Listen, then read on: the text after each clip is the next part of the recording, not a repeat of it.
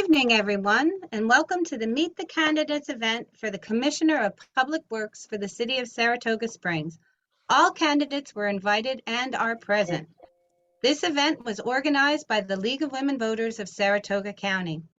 My name is Kathy Kobrick. I am a member of the League of Women Voters of Saratoga County, and I will be your moderator tonight.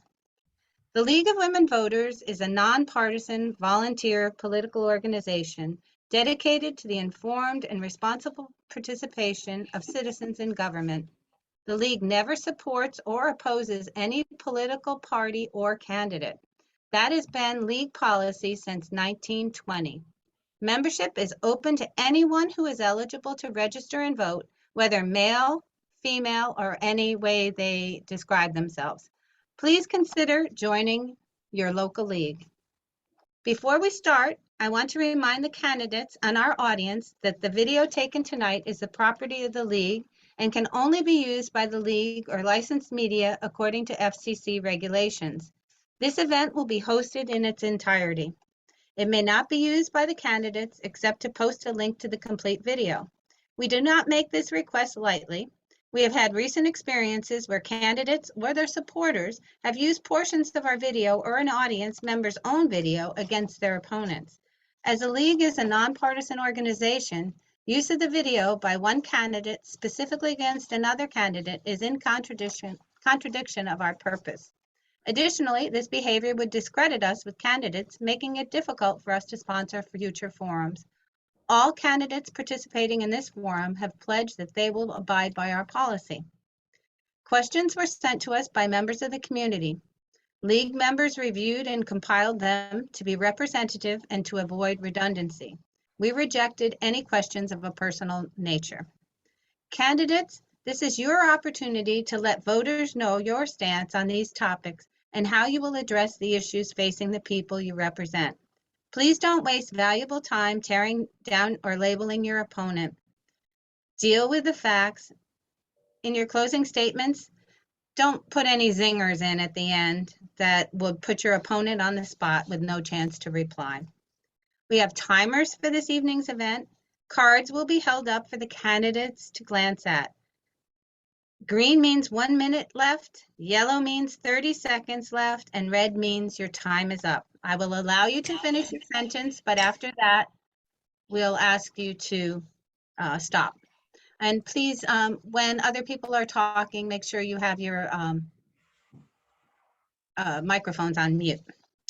The candidates in alphabetical order by last name are Jason Golub, running on the Democrat and Working Families Party lines, and Anthony Scirocco III, running on the Republican and Conservative Party lines.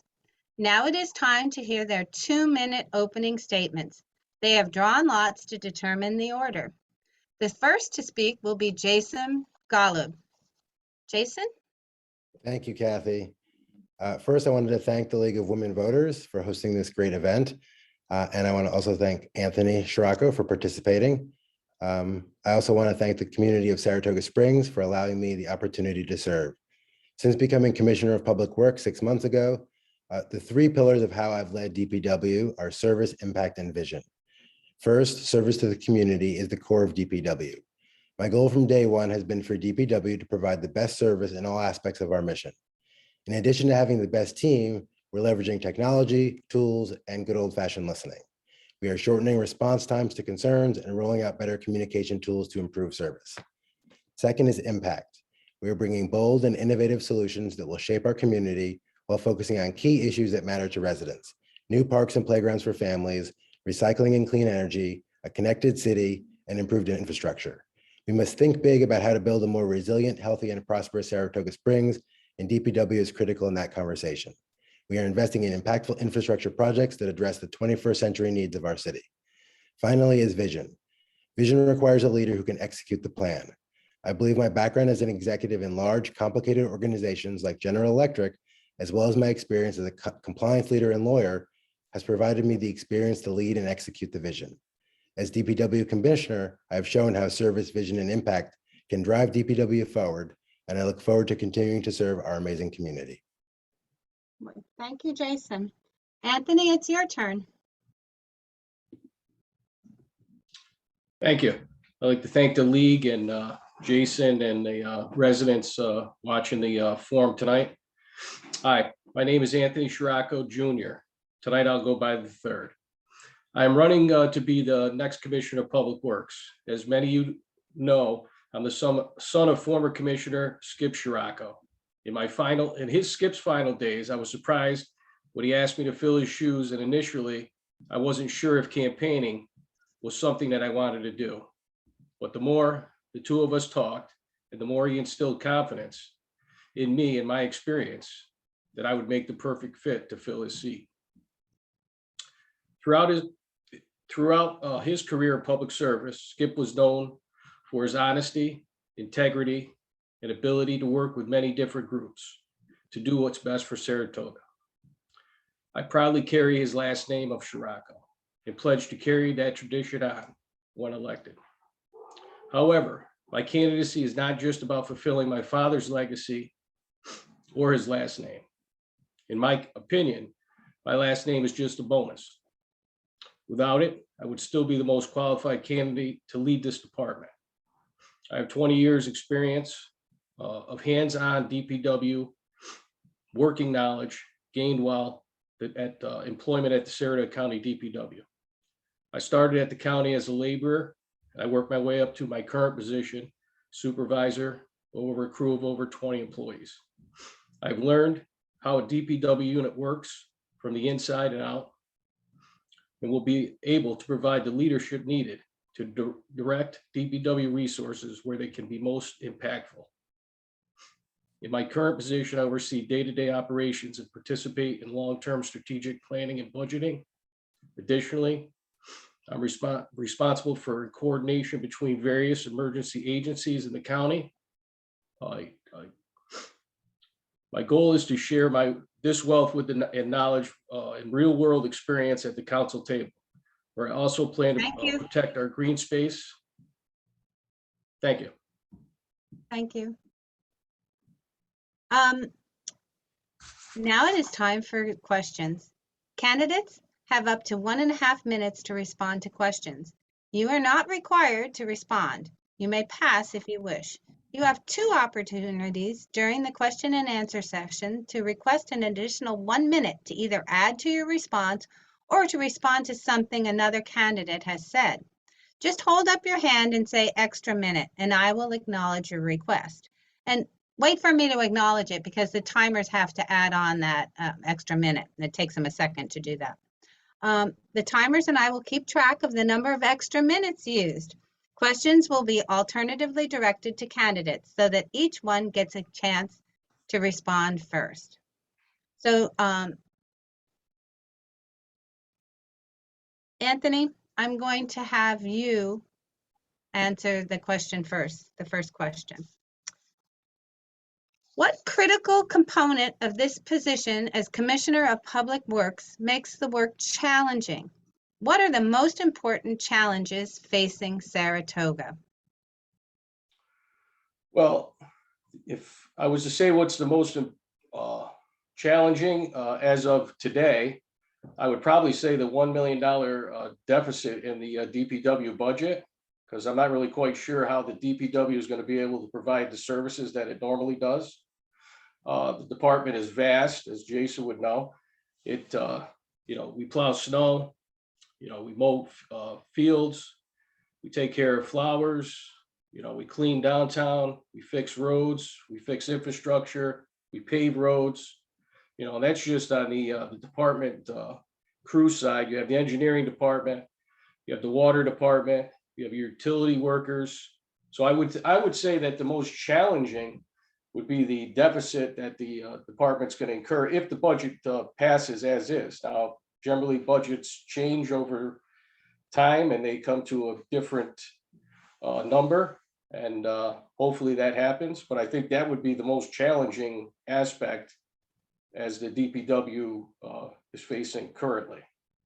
Obviously, the department has many different, needs and directions it could go in.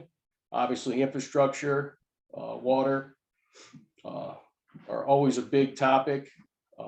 Roads, sidewalks, fields, parks, all those things are important to residents. So I don't know if there's any necessarily one particular,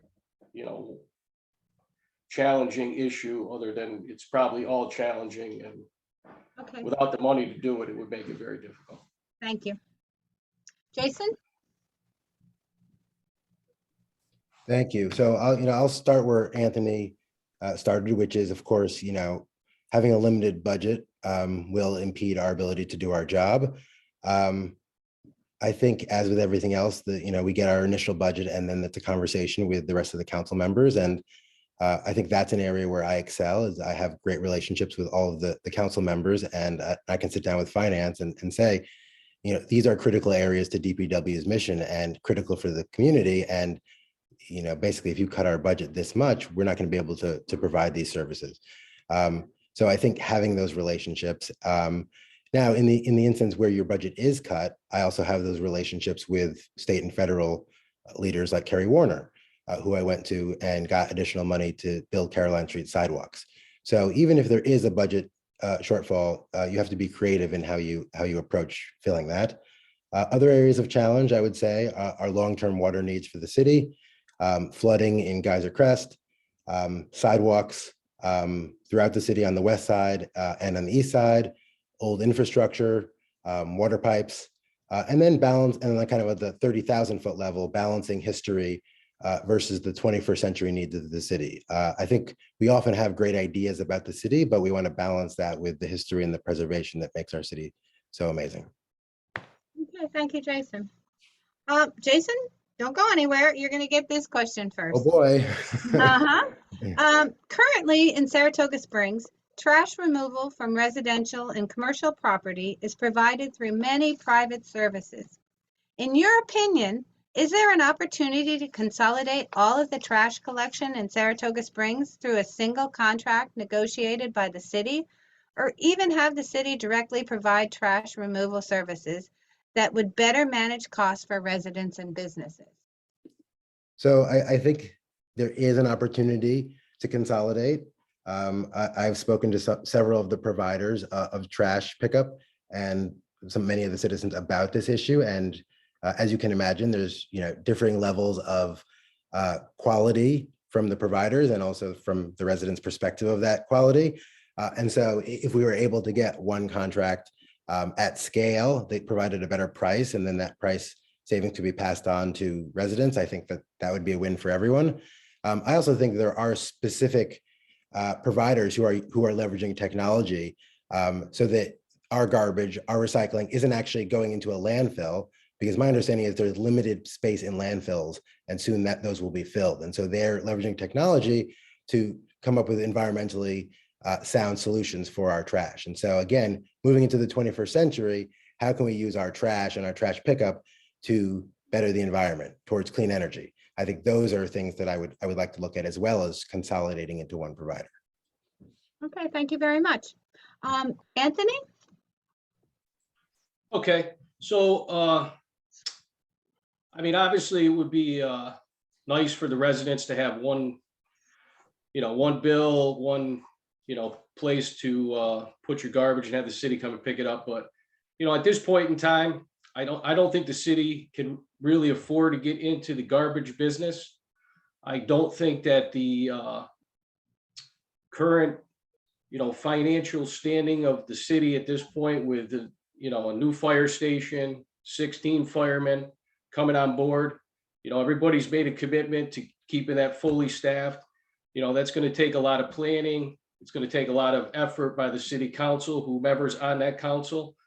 And, I think it's, you're talking about, buying the equipment, staffing, we're looking at, a reduction of $1 million. And, you can work with state agencies, and you can work with, different entities to try to make up some of that. But, a 7-figure deficit, and it may not be that, but it's a big deficit.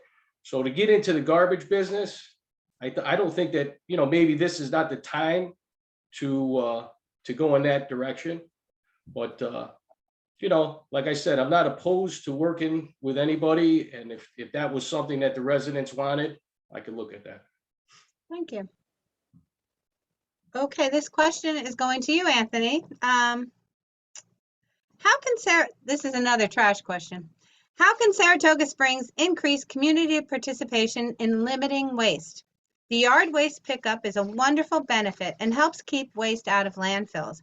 Would you consider adding a community household composting program? I believe that there's composting, I think with Sustainable Saratoga, but I think that the LEAF program is a good program. I think that as I go, walk, and many residents, say a lot of good things about DPW, and probably on the top of the list, it's the guys that come around in the neighborhoods and pick up the leaves. So I think that, the leaves are picked up, they're brought to the Weibel Lab facility, they're made into compost, which is resold. Yeah, I'm all for any type of, sustainability as far as, composting. Obviously it would be something that would have to be worked out. I also looking at, I think that we can get into e-recycling at the recycling center. I think there's other options other than just, the compost, the leaf pickup.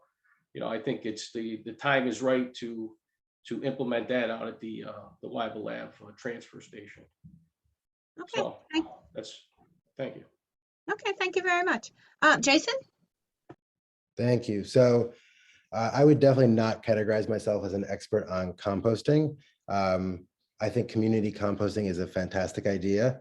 I think any community project or program that moves us in an environmentally sound direction makes good sense. I think an area where I have focused has been city recycling, which isn't the composting issue, but is the same idea of how do we move ourselves forward as a city in an environmental way. We don't recycle as a city. And so for me, coming in on day one is how can we build out a recycling program, or how can we build out a composting program? But they're the same vein as how do we become more environmentally friendly? How do we think about our environment, clean energy in a more systematic way? We've partnered with Sobro Conservancy, another organization that is looking at how do we use our environment in a more systematic and sound way. And so I think overall, I think it is a fantastic idea. I think it's along the same lines of the No Mow May. So a lot of these are driven by community organizations. They don't have to be driven by DPW, but DPW is a very good partner for these organizations. Okay, thank you very much. You're going to get this next question first. What is the status of the city's water supply? And what is your proposal for the city to address its need for water for city's residents? Sure. So, water is a topic that comes up pretty much every year. And, this year we had a voluntary water restriction towards the end of the summer. That wasn't because there was a concern about our water levels per se, but it was because there'd been a drought all summer across all of New York. And in an abundance of caution, we wanted to make sure that we were where we needed to be. In terms of the future sources of water and the future supply of water, I think that's an area that we really need to study. We haven't taken on a 10 or 20-year look at what our supply looks like, where our water will come from, what development will look like, and what our growth needs will be. And so for me, part of the water source and ability to provide water to our community, its supply, is very much tied to that evaluation of what is it going to look like. Right now, we have Loftberry, we have Bog Meadow, we have Geyser Crest wells. We have sufficient water for safe yield, but that's not going to be the case over the next 20 years. And so really, with residential and commercial growth, we really need to look at our city's water supply and what that's going to look like down the road. Okay, thank you very much. Anthony? Yes.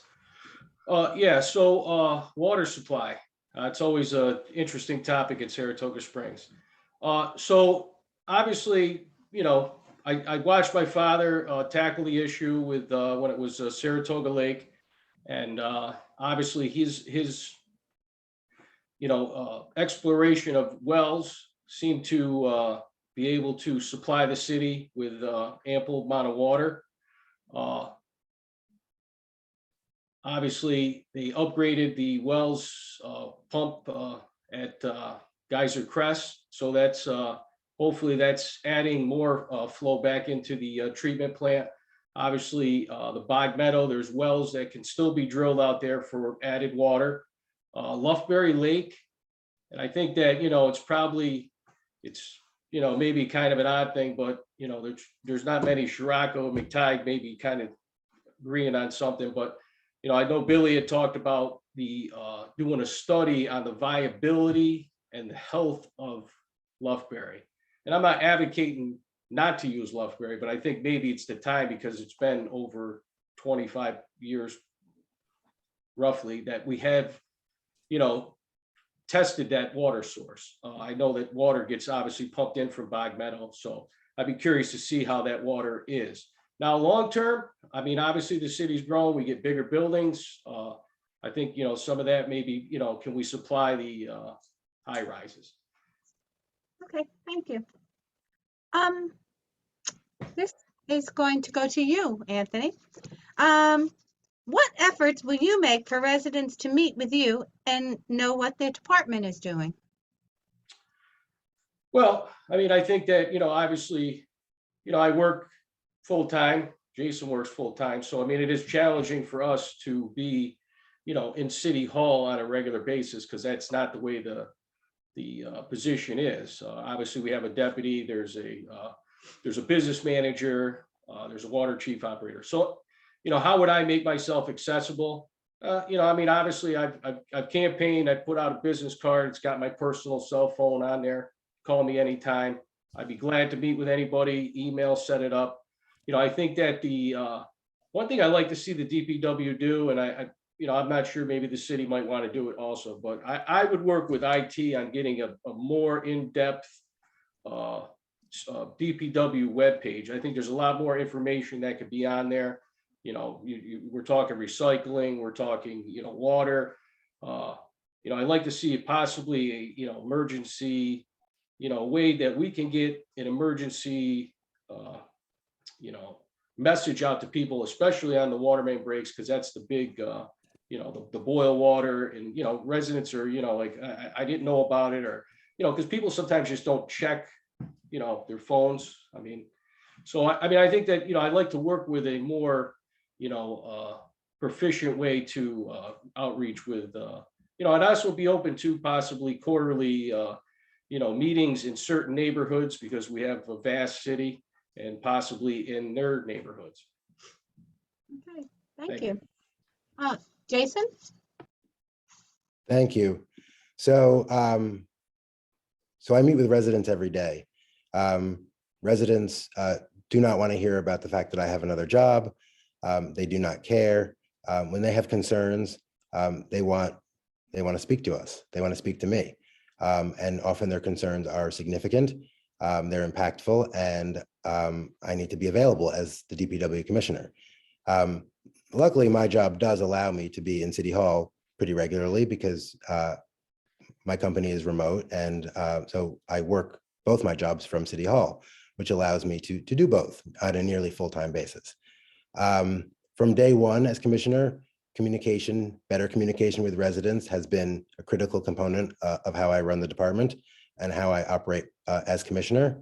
I agree that proactive communication is critical, and that's why we've just announced a new communication platform, which allows for residents to interact with us, whether it's on an app, whether it's on a phone, whether it's on a computer. They can submit problems. They can get estimates of when they'll be resolved. We can proactively push out information about emergencies relating to plowing, relating to water main breaks, relating to scheduling. This is the level of transparency and communication that residents expect, and that DPW needs to provide. Okay, thank you very much. Don't go anywhere. I'll stay here. How do you plan to work with the other commissioners?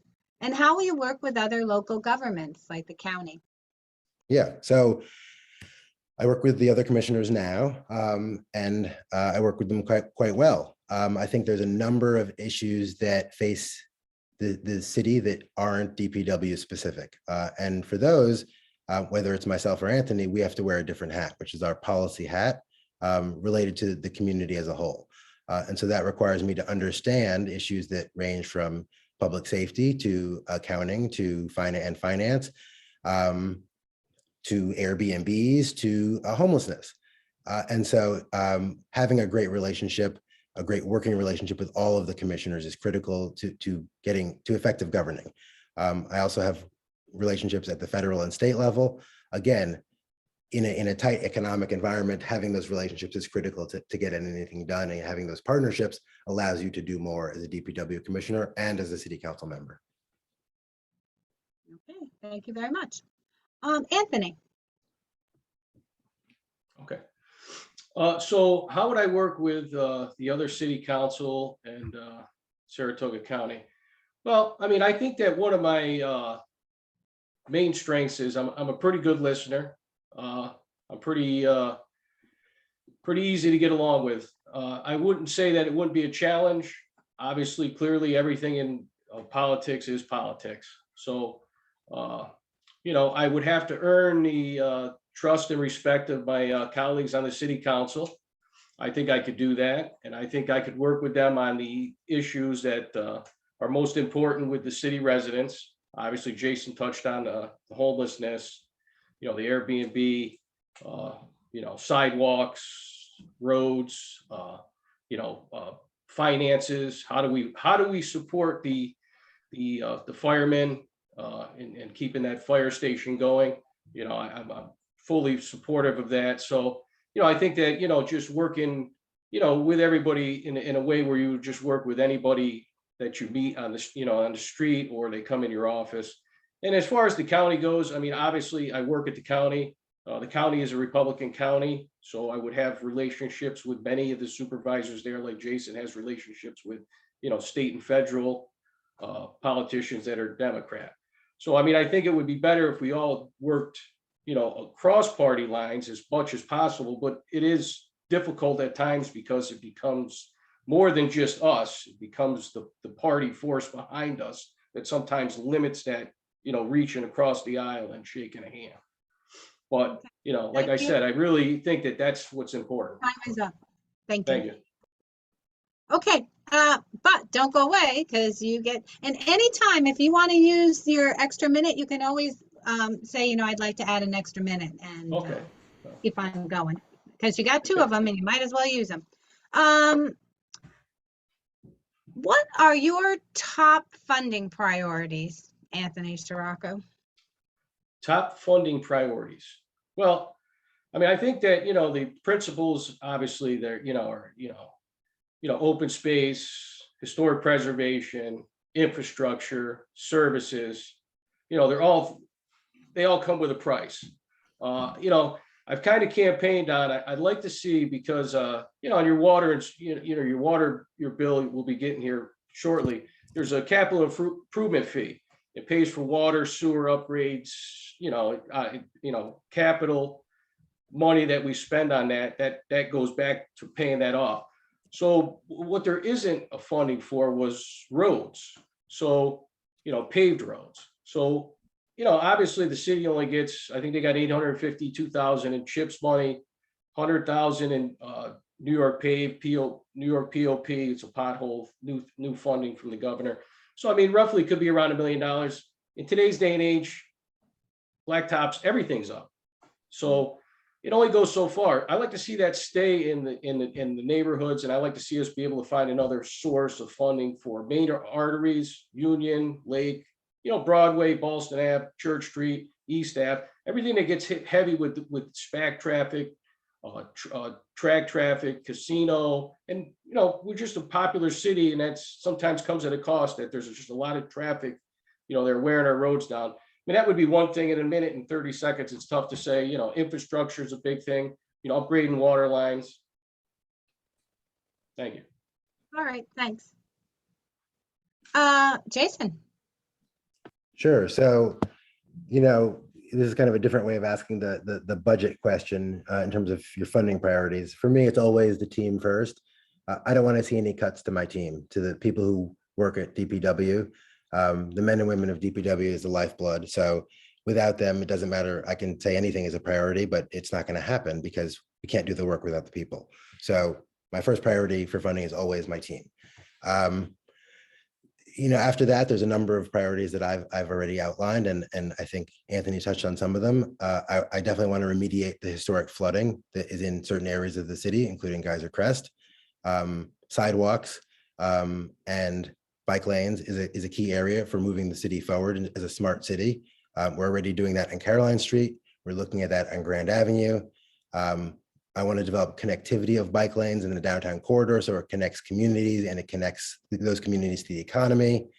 I would like more playgrounds, improve existing parks, like the rec center and the waterfront park. And obviously we're building a new park at Flat Rock Park downtown, remediating old water pipes, high risk for our firefighters, high risk for our community. And so there are just a number of priorities. And then you have your long-term priorities. Fully funding the renovation of the dam is in our capital budget. Obviously, this is a long-term project as well. The long-term strategy around water usage is another long-term funding. So, I think there's just so many areas, and that's the great thing about DPW. But that's where I would focus. Okay, thank you. I'm going to go back to something. Anthony, did you want to use a minute? Yeah, I did want to use my minute. Okay, Okay. great. Do you have okay. that? You ready, Ann? Okay. So, I just wanted to stress, obviously, it's a novel idea to be able to get some type of funding. And I understand that with the way the budget is and the finances, it's a very tough sell. So I'm realistic and practical that might not happen, but I think it's an idea that definitely we should look at in the future. If not, if we can't do it currently. And I'm all for the fix of the flooding in Geyser Crest. I live in Geyser Crest, and I know that my father had put a engineering plan in place, and I'm really looking forward to seeing that implemented. And hopefully Jason gets onto that. So I just wanted to just specify my, even though I'm stressing spending money on blacktop and taking money from somewhere else, I wasn't really interested in, shorting the department on that. I just wanted to clarify that. Okay, thank you. Thanks. Jason, did you want to use your minute? No. Okay, so I'm going to go to the question of homelessness. Since commissioners are members of the city council deciding all sorts of city policies, would you tell us how you think the city should deal with the homelessness issue? And this question goes to you, Jason. Sure. Am I off mute? My computer just You told me. Okay. So, it is a super complicated problem, the least of which because there is no funding source for homelessness remediation at the city level. It is funded at the county level. That being said, this is a significant problem and one that the city council has in fact started to address. I believe we need a comprehensive solution that includes services in one location for the homeless full-time year-round as a year-round low barrier shelter, which we have in fact just announced, working with Shelters of Saratoga Springs. That will start after the Code Blue season. But in addition to that, I think, and that will be at the senior center, the seniors are moving to the Y. I think we also need to look at how we build out transitional housing and low-income housing, because again, having a shelter won't do anything if you don't have places to house these folks. And so I think we do need a comprehensive plan, but I think we've taken steps in that direction in the short term, both in terms of funding a Code Blue that will be 24/7 starting November 15th, I believe, and then moving the homeless shelter into a full-time facility at the senior center sometime in early 2023. Okay, thank you. Anthony? Yes, I think that moving them into that old senior center was a very good first step in trying to, help an issue that, I think affects so many people in so many different ways. And, really to say, I or Jason really has the finger on the pulse, so to speak, on really how to, put this in the right direction is a national, could be a world type issue. I mean, I wish I was that smart, and I know I'm not. So, I'd like to say is that, it's a tragic, it's unfortunate. And I think that, finding, I think that some of the things that, if you read up about it and you just try to, figure out what it is. I said, so it's housing first in Texas, I think San Antonio and Houston, just putting, into a house, and then worrying about, correcting whatever issues. And a lot of it could be mental health, could be drug issues. It just could be bad luck. And, I think that, will say this though, I would like to see an ordinance that will at least kind of give the downtown business and the core of downtown a little bit of a break, in a sense where I think that it's difficult and it's stressful for businesses down there Okay, without one. all right. Okay. The next, this is going to go to you, Anthony, so hold on. The Public Works website states that maintenance and repair of roads is the highest priority. Will you add a way for people to make repair requests online or through an app? Yeah, I would love a, pothole hotline. Let us know your problems. I mean, I think that, I've been in the DPW for 20 years. I mean, I've fixed and filled many potholes. And I've also been around the county, and it's 360 miles, and, you have different crews, different areas. And I think the city does the same thing. They have a, west side crew, east side crew, southwest. They have, concrete guys, and they got park guys that work in the park. They got flower guys. So, I mean, you would think that guys all around the city are, they're seeing every problem. It's not the case. The best way for the DPW, for police, and God forbid fire, is for a resident to call in and say, oh, by the way, there's a pothole. Oh, I think I just broke my rim, my tire blew. Hopefully those aren't the cases. Hopefully that we're getting to those. But, it's a way for, and I think that there's interactive software. We have it at the county. I think Jason alluded to it, that, you can interact, you can get those. I think that the technology's there. I think that you're able to, send, an email, text messaging, through some type of, software programming. But yes, I mean, a phone call usually works the best. There's a sinkhole, nobody picked up my leaves for 3 weeks. I mean, that's the only way you really know. I mean, you could be everywhere, but you're not everywhere at once. Okay, thank you. Jason.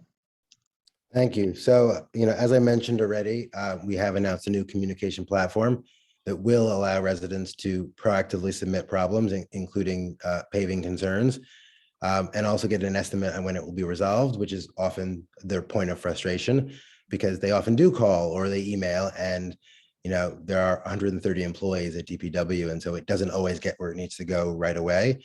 This will allow us to streamline that process. It will also allow us to start to see problems at scale. So if Jason submits a problem and says, I want my road fixed, that looks like a one-off when it goes in as an email or a call. But when 10 other people also submit about that same road, suddenly you're going to start to see patterns. You're going to start to see, okay, there's an issue here that we need to prioritize. You don't see that when everything is a one-off call or a one-off email, because it could go to 4 different people or fall into the vortex of email. So I really do think it allows us, the app we're pushing out, the communication platform allows us to see problems as individual problems, but also at scale and learn from trends. So I think that's pretty exciting. And we'll get more important roads paved faster that way. So I think that's also great for the community. I think the community would agree. Okay, this question's going to you, Jason Galub. Why is there a continuous bad sewage odor from the drain pipes at the completed new pump station on Excelsior Springs Avenue at the intersection of Audrey and V? Audrey and V? Did you know about that? No, I did not. So you're giving me new information. So I will say that, typically when something is that bad, I will hear about it. So, if it is in fact that bad, I'll have to go and check it out tomorrow, but I have not heard that complaint, and I can confidently say that I hear most complaints sooner or later. So I don't have a good answer for that because I have not heard it before. Okay, all right, that's fine.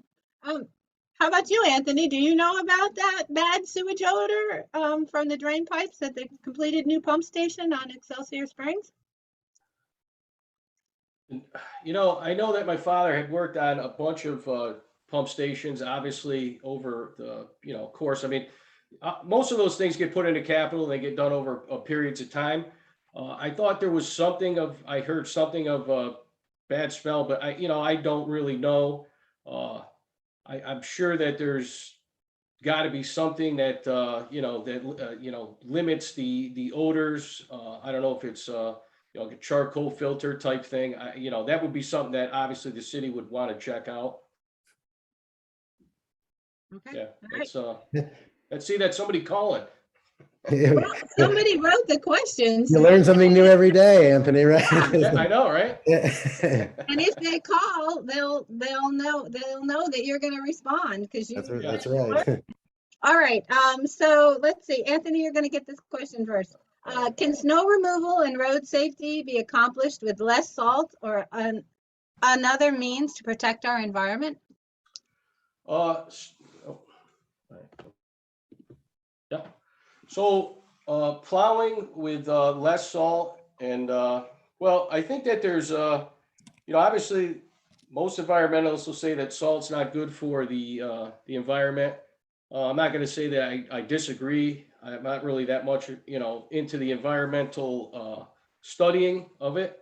I do know that it works, and I do know that there's studies in the Adirondacks that they're trying to try different techniques. Brine, treat the roads before. We try to treat our salt so that we use less. We put a tank, and then we we sprayed the salt down.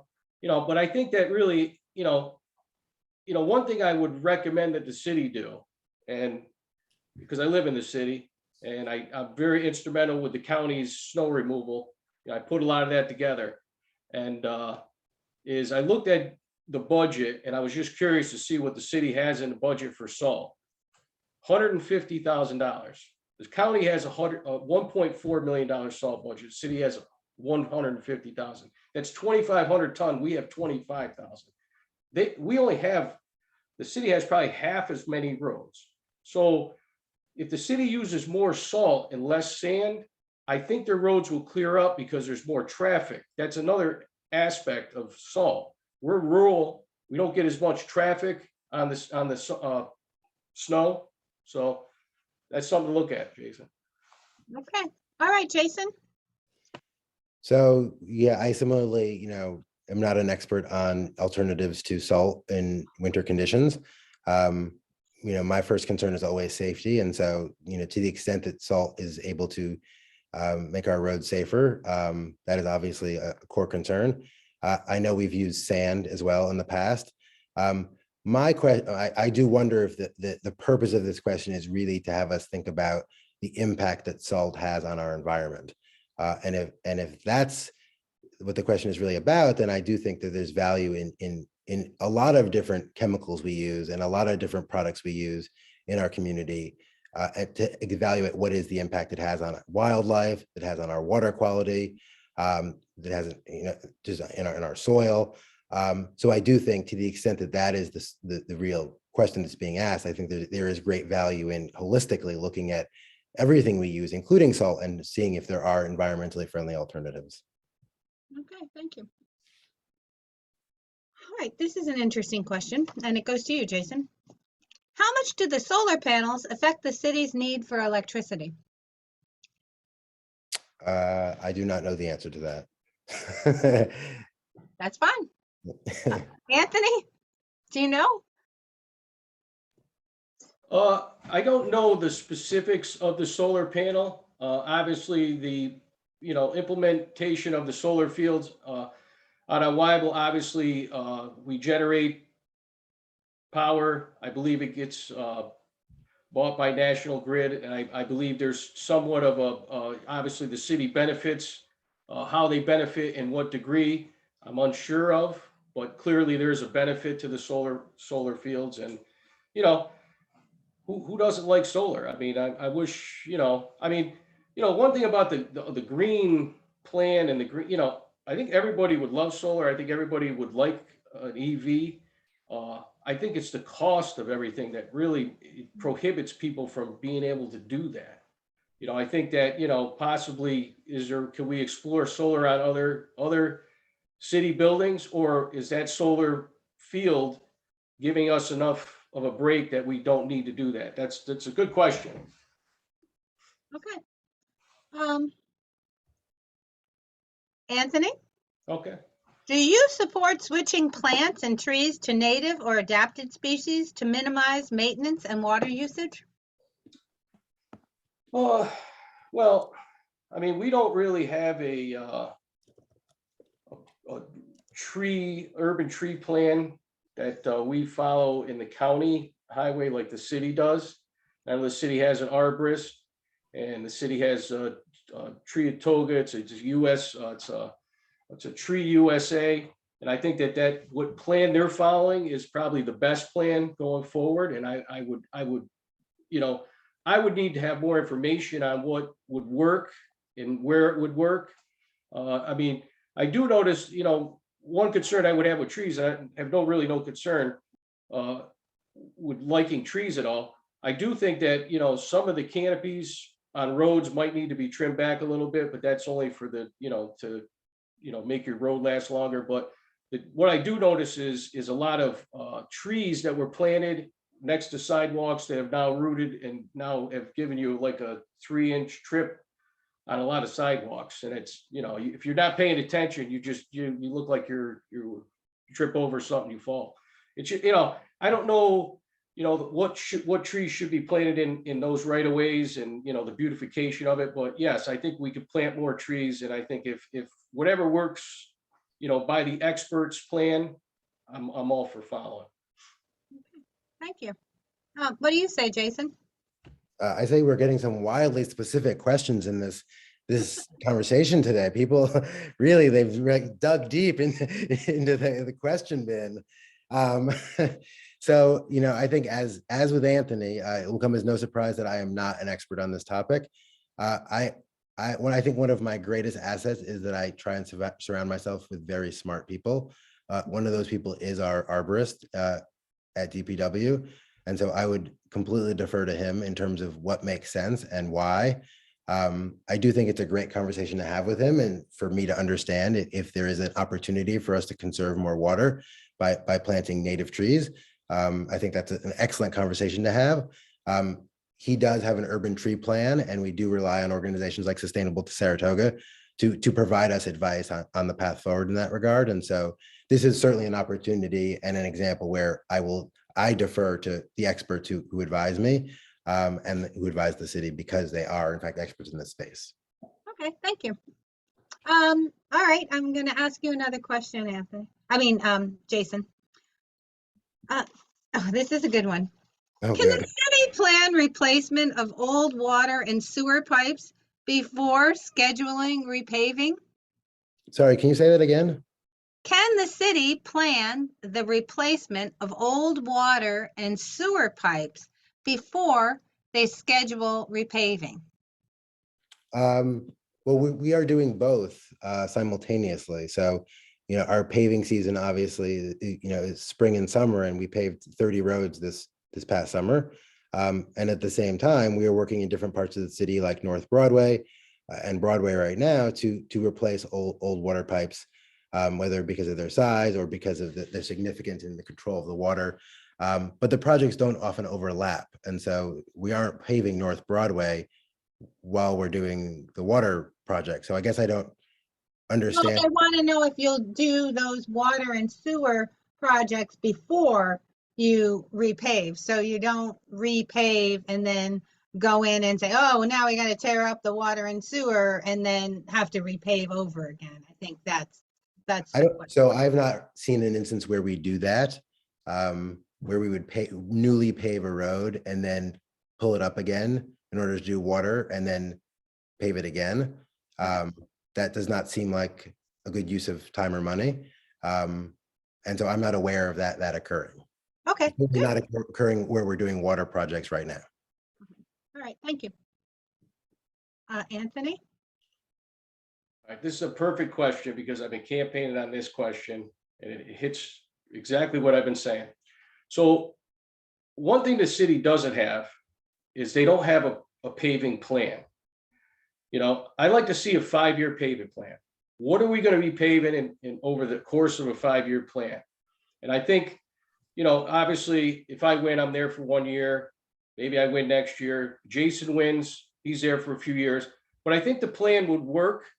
You know, you involve engineering, you involve DPW, you grade your roads, what is the worst road, but it allows you with engineering and the planning boards and utilities to say, what's in the road, what is aging infrastructure, what can we change? Can we plan that out? Because a lot of that water and sewer is capital money that you would bond from the user fee that you get charged on your water bill.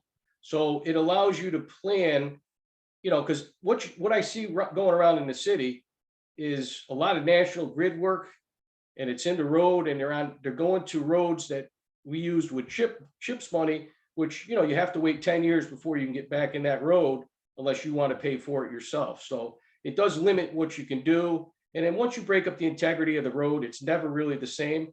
I mean, accidents happen. You're going to have to saw cut roads to fix, you know, valves and pipes, and, you know, that's just the nature of it. But, you know, a plan in place so you can put it on the website and say, hey, this is what we're doing. People can plan on that. Okay, thank you. All right, this is the last question I'm going to ask before we go to your closing statement. I have 2 questions. I got to decide which one. How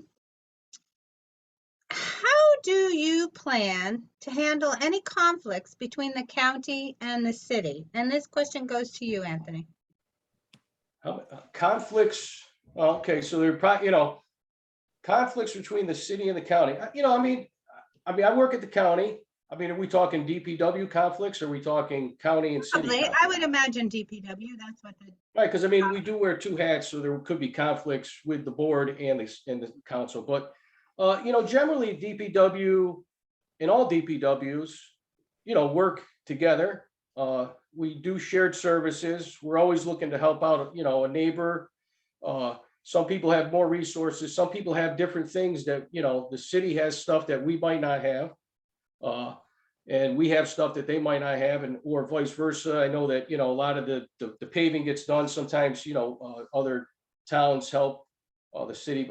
You know, conflict wise, you know, I work for the county. I would defer all things to the commissioner. And if I was commissioner of the city DPW, I would deal with my boss as a commissioner, not as an employee. I understand the difference there, and you know, respect that. But, you know, I would obviously advocate on the city's interest because that's what the city residents would elect me to do. So, yeah, I mean, I don't, you know, like I said, generally it's a very good working relationship.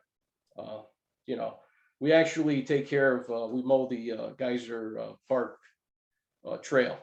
We weed whack and mow it there. So, I mean, it's just one of those things we do. So, I mean, we're you know, we're good neighbors. Okay, thank you. Jason? Yeah, so yeah, I think what Anthony says is pretty accurate. I'm not aware of any existing conflicts between the county and the city from a DPW perspective. The closest example I can give you is, you know, a relatively small conflict between the city and DOT relating to the medians on Union Ave. DOT is planning to do substantial work on Union Ave, including putting in bike lanes, and part of that is remaking the medians. They want the city to take over maintenance of that median moving forward. And so there was kind of a game of chicken over you know, what would happen next. But I wouldn't see that as a conflict as much as, you know, you're negotiating, you're getting something in that negotiation, you're giving something, and you're doing what's best for the community to get there. You all have the same interests at the end of the day, which is developing the community, having the best roads, having a great median, having safe highway off ramps, having bike lanes. And so again, county, city, state, city, I think it's all just finding that common ground.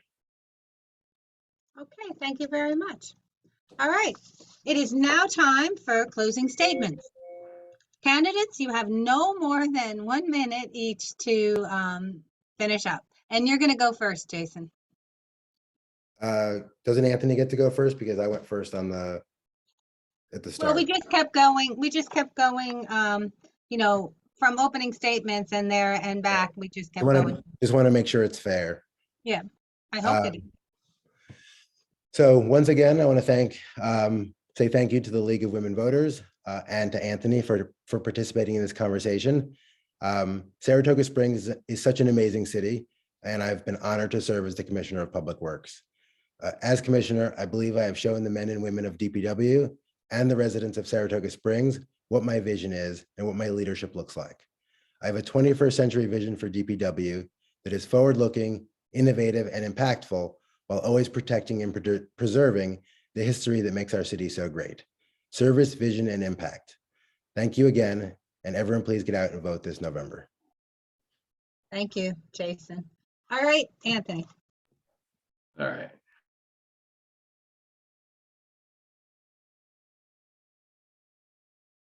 Unmute yourself because people want to hear what you're saying. Anthony, we can't hear you. You're muted. All right, see, and I said that I wasn't going to read from my prepared statement because I do better just on the fly, but now you couldn't even hear me because I was on the mute. I'd like to thank the league. I'd like to thank Jason. And in all honesty, Jason, it's been a good, clean campaign. I hope it stays that way to the very end. I'm out campaigning. I hear a lot of good things about the DPW guys. I have nothing but respect for those guys. They do a great job. My father would be proud. I will tell you that.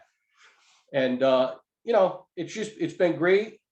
Just campaigning. I never really thought I'd be in this position. I thought my father was kind of out of it in the hospital to say, I think you should make the run.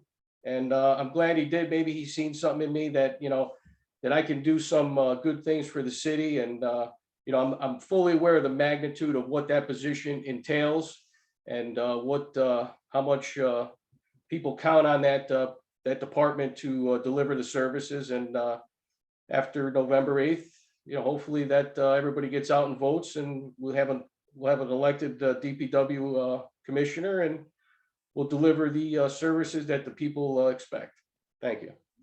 Thank you both. All right, audience, please, and candidates, please remember to vote. The general election is Tuesday, November 8th. Polls will be open from 6 a.m. until 9 p.m. Early voting is from Saturday, October 29th through Sunday, November 6th. Please check with your local Board of Elections for your polling place. Sample ballots are available on their websites also. And be sure when you vote to turn your ballot over. There's a proposal on there. And if you want more information about what's on your ballot, you can go to our website, www.lwvsaratoga.org.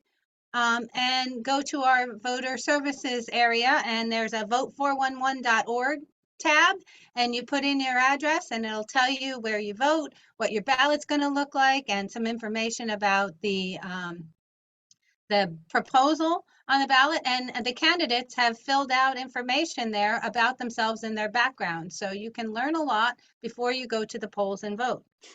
Thank you, candidates, for attending this event and helping to educate the voters. You both were very civil and your answers were excellent. And thank you, audience, for taking the time to learn about the candidates. Good evening, everyone. And don't forget to vote.